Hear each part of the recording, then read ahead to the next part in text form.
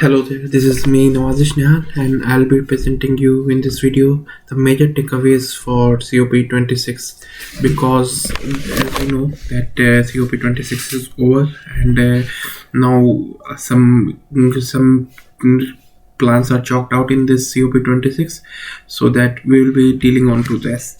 So the first one which we will be dealing is the global and the country targets, which is set in Glasgow summit. So in the Glasgow summit, it was urged for countries to achieve their 2030 targets by COP27, which will be held in Egypt in 2022. So as we know that these sustainable development goals are also known as 2030 targets.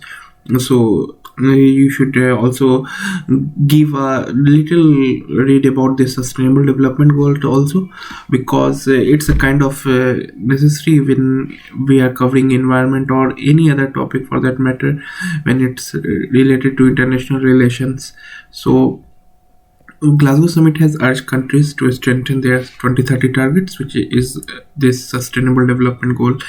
And the second one is that the global warming should not exceed by 1.5 degrees Celsius and centigrade, and this was signed by 140 countries to bring down to net zero, to adapt the net zero challenge and to adapt to net zero emission. Many countries have adopted that, and India also set its target of net zero by 2070. So these are the major three things which were discussed in global and country targets. Now moving on to that Glasgow breakthrough agenda. So this was not exactly discussed in the COP26, but was on the sidelines of the COP26, and it was mainly done by UK. So UK was trying to bring this Glasgow breakthrough agenda, which was signed by 42 countries. So in this, clean energy is the keyword. So by clean technologies which will be adopted for clean power, road transport, steel and hydrogen, means adopting those technology which is not harmful for nature or environment, or which is minimizing the carbon emission. So this was basically a UK think tank agenda, and which is endorsed by 42 countries including India. So we have to make sure that this was not a COP26 agenda, but this thing was discussed on the sideline of COP26. Many things were discussed. One of them was this, and in COP26, this phasing down of coal consumption was discussed, and the keyword here is phasing down. And in the credit to this word goes to India, because what was happening that in the final draft, there was this phasing out phrase was used, phasing out of coal. So India objected to that see, we are a developed country and we cannot phase out so quickly to coal. So this word, instead of phasing out, phasing down was added for coal based power, and this credit goes to India, that India mediated through those discussion that developed countries need a chance to phase out coal completely. So for now it should be phasing down, and slowly we will be phasing out coal, and when each country will be phasing out, we will soon discuss it. And as we know, coal is the dirtiest fossil fuel, so it should be phased out, but in a particular manner, in a leveled manner. Otherwise it will be drastic for the developing countries development. And the third thing is one sun, one grid, one world, one grid. This was also not a COP26 agenda, but was discussed on the sidelines of COP26, and this we can say that this was an agenda brought by India. Our Prime Minister Modi brought this agenda with so International Solar Alliance and UK's Green Grid initiative. India focused on this one sun, one world, one grid agenda, which is also known as OSO. As we can see OSO.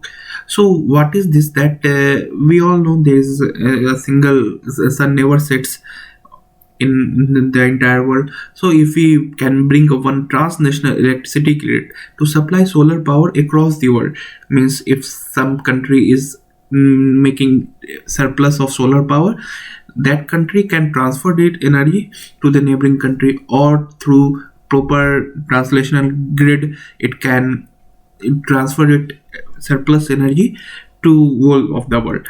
So this was the major thing about that. And for this we can use one quote which was done by the Prime Minister of UK, that the amount of sun energy which we receive in one day is sufficient enough to power all our energy needs for 1 year. So this was said by UK Prime Minister Boris Johnson when the document was signed. So this was also a great achievement for India, because India initiated this talk on the sideline of COP26. So we should be making sure that when we are discussing COP26, we make this kind of points. And by the way, a different video of COP26 net zero and its implication of India is also been uploaded on our channel. It is advised that whenever you are seeing this video, you should see that video earlier, because there we have discussed in length that what is COP26, where it is, what are the major demands, and what are the goals of India, and how India this thing Panchamrit.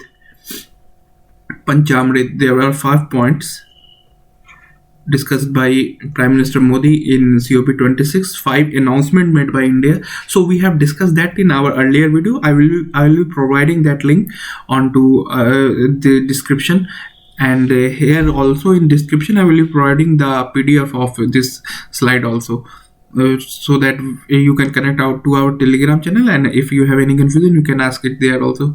So moving on, then there were different setbacks of the meeting.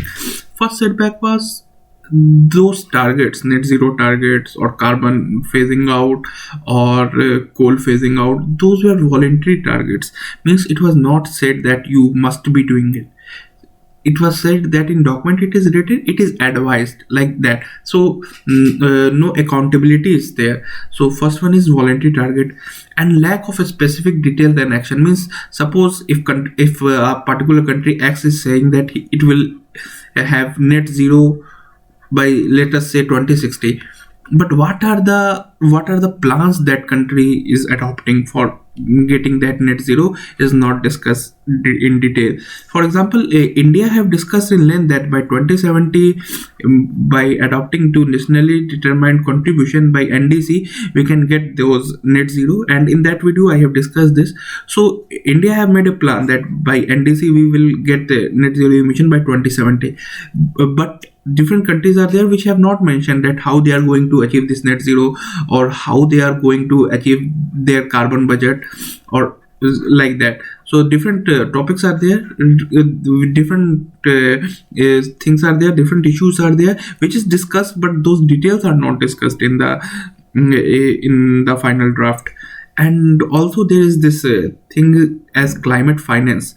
So what happened that developed country asked, when it was urged from the developed countries that developing countries should bring down coal, or should develop their non-renewable sources, so, or many things like that relating to the environment. So those developing countries told that we need budget for that from the developed countries, because they have already developed by using the necessary amount of coal, or they have emitted their fair share of carbon. So they need some finance from those countries so that they can achieve their targets.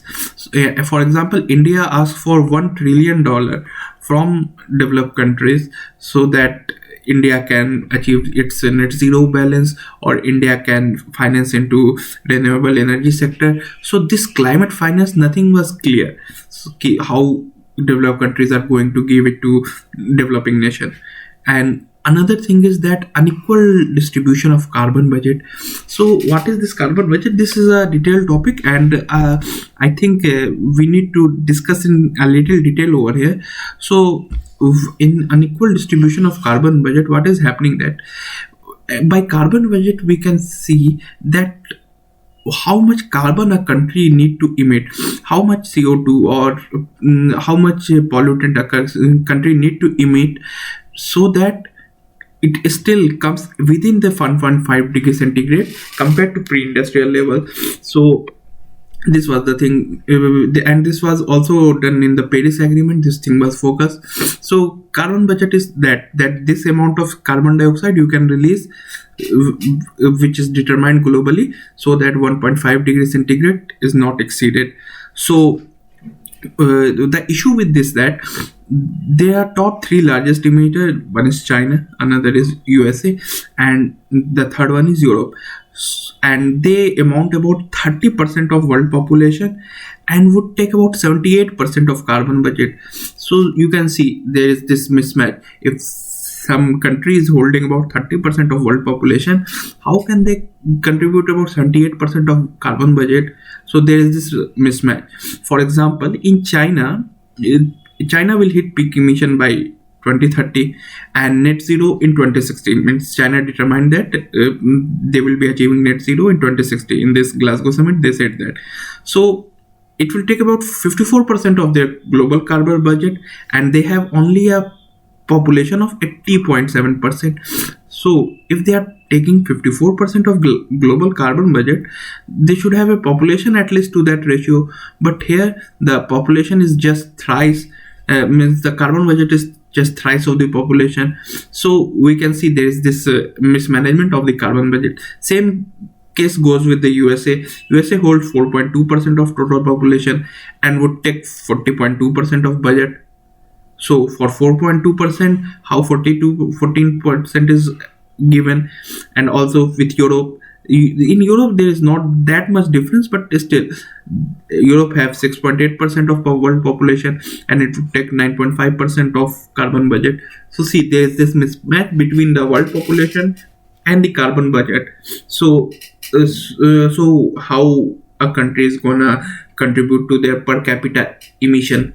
Similarly, there's this unequal distribution of carbon budget also.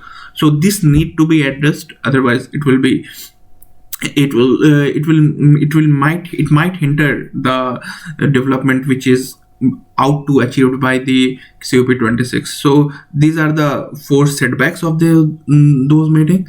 And so if there are setback, there must be some straight way forward. So these are the 5 methods which we can pull out so that those COP26 goals are met. So there are some suggestions for those emitters which are emitting, and as we are discussing UPSC, there are some suggestions for India also, and then coal-based power in India, and how to encourage those EV or renewable energies in India, and what are the policy changes we need to do. These are the way forward. So first thing is, there are suggestions for largest emitter. For example, China will be increasing its emission up to 2030, and net zero will be achieved in 2050 as set by China. Okay, so they may need to keep up their current level for few years. Means they cannot just drastically reduce their carbon emission to achieve net zero by 2050. They may have to reduce it step by step. And also, as we have discussed in US case, US need to do a sharper reduction in their emission by 2030 so that they can achieve a net zero date by 2040. So this needs to be done. And also Europe, as we see in Europe, Germany and Sweden has already set their net zero for 2045. So Europe as a combination should also try to achieve this net zero by 2050. And in this European Union can help a lot, because Europe, apart from the Western Europe, most of the Europe is combined with this European Union. So European Union can play a crucial role in getting that net zero targets. And also, if we can recalibrate this kind of emission, we will be seeing that there would be a 32% of the carbon budget fall. Means 1/3 of what the carbon budget is given to different countries will come to fall. So other developed nation can use that carbon budget if we are adhering to these for these three top points. First point is from China, second from US, and third from Europe, because these are the three largest emitter. So if they try to reduce some kind of emission, so 1/3 of the carbon budget would be reduced, and that carbon budget can be given to developing nation like India. And there is this suggestion for India. And the thing with India is that India occupy about 80.1% of the carbon space or the carbon budget, and India has a population of 17.7%. So we can see here that population wise there's not much mismatch between India's carbon emission and India's population share. So we need to make sure that these kind of things are matched. So and also India should be making some modification in that trajectory so that the agreed global package can be achieved, which other countries are not gonna achieve, because they have set some very, what we can say, unrealistic kind of goals. So if India try to make some contribution towards the modification of the net zero trajectory, so it can, as a global perspective, India can play a huge role. So we have to put this in mind also. And another thing is that coal-based power in India should be decreased. For example, India has made no commitment regarding phasing down of coal-based power, although India has said that India will be phasing down the coal-based, but how it is phasing down, it is not clear in the document. So India should make a proper plan that how they are going to phase down the coal-based power. So as we have discussed that its renewable energy goals in 2030 are likely to reduce the share of the same from current 72% to about 50% by 2030. So by applying renewable energy, India is planning to phase down coal by, like we see, 22%. Currently we are on coal based on 72%. So India can reduce it to 50% by 2030. And also government shall consider not establishing any new coal-based plants, because that will further contribute to environment degradation and will further push away the net zero target which India has set. And also policy needs to be chalked out for retirement of older and inefficient polluting plants, because there are many coal-based power plants which is working from like 50 years or 60 years. This much old coal-based plant are there. So we have to make a proper arrangement and proper plan should be there that how these old coal-based plants are phased out, so that minimum kind of environment degradation India is putting. Okay, and our net zero target is achieved by India. So coal-based power degradation should be happening, and also there's this carbon space. India should make proper modification. And third one is electric vehicles. So what happening is that we can see in Western countries electric vehicles are kind of getting a exponential growth, because they are kind of now knowing that how much this petrol and diesel vehicle can emit to environment.